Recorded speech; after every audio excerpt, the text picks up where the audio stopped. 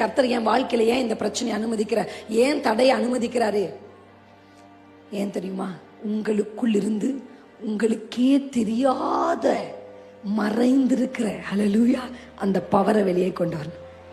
தாவீதை பார்த்தா, தாவீதை குறித்து பைபிள் சொல்லுது, அவன் சிவந்த மேனி உள்ளவனா. எப்படி? இது வெரி ஹேண்ட்ஸம் பாய். யோசிச்சு பாருங்க, ஒரு ஹேண்ட்ஸமான பாய் நல்ல மியூசிக் வாசிப்பாரு, அழகா பாடுவார்னா யாருக்கு பிடிக்காது?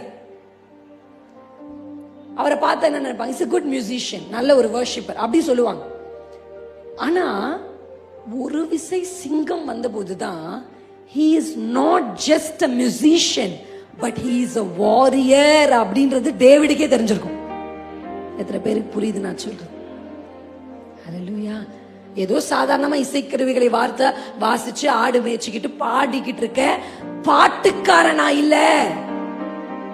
ஹல்லேலூயா.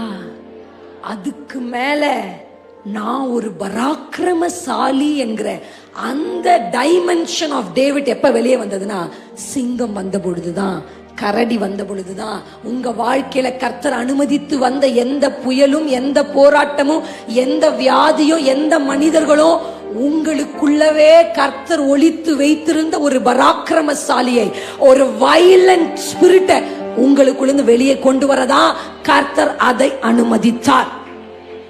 ஹல்லேலூயா.